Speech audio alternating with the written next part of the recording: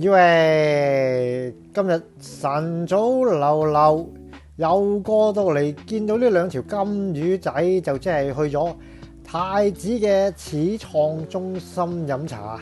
6樓上月軒啊，今次以為佢出邊都有魚缸仔喎，不過冇乜海鮮隻。出邊啊，仲擺咗2張台，係咪咁多人啊？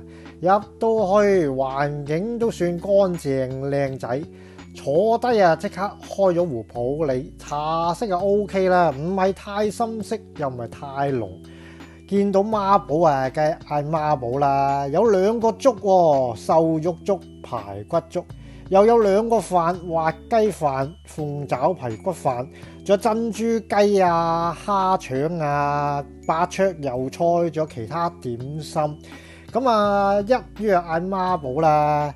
第一籠都嚟咗啦，呢個呢就係北菇棉花雞，咁呢雞都有幾件嘅，相信都係雞髀啦，幾有咬口，幾有彈性，啲味呢亦都醃得唔錯，咁啊有少少雞皮添。不過嗰件北菇呢就真係削咗啲啦，薄切切咁，咬落去仲軟嗲嗲。咁至於棉花，即係呢個魚肚啦，都有幾件㗎，索晒啲汁水都唔錯，幾好味。不過都係嗰句啦，薄切切啊，唔夠厚身啊！呢一碟嘢係咪減肥啊？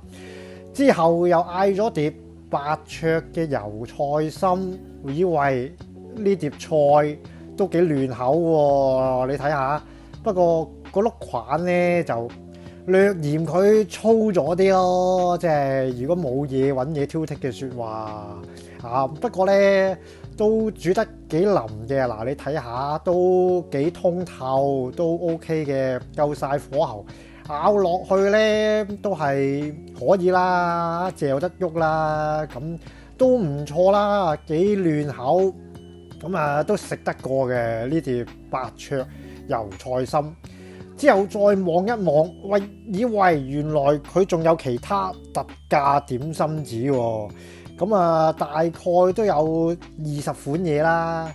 咁同頭先嗰個孖寶呢，有啲點心都係撞咗㗎，例如啲鮮蝦腸啊、蒸飯啊咁樣啦。咁啊最後呢，就都嗌咗呢一碟蠔皇嘅鮮竹卷啊。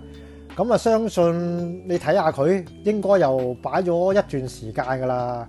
我諗都唔係話你落柯打嗰陣時蒸嘅，佢可能係蒸定嘅，所以你見到嗰啲腐皮咧都腍滋滋咁啊，亦都啲腐皮咧都係薄切切嘅，咁浸住啲水咁樣咯，拎起嚟以為你睇下都係軟嗲嗲咁樣就。唔係幾夠騰身啊！咁開咗佢，咁啲料都足嘅，紅蘿蔔絲啊、木耳絲啊、肉絲啊，咁嗰啲味都較得 OK 啦，可以。不過就係衰在唔係話咁挺身咯。如果話即係我估佢唔係即叫即蒸嘅啫。如果真係即叫即蒸嘅説話咧，就真係蒸得過咗火啦。咁要即係點講咧？下次蒸好啲咧，就會相信好啲嘅。咁佢茶位平日就係10蚊，星期6日就係12蚊。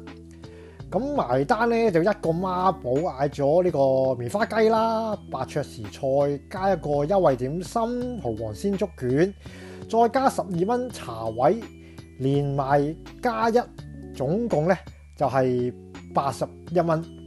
咁另外當然佢仲有其他點心紙嘅，咁我就冇嗌啦，即係慳啲啊嘛，通常都係嗌特價點心啦。咁今集又同大家分享到呢一度啦。如果中意嘅網友，麻煩大力點讚、留言、分享。我哋下次再講過，拜拜。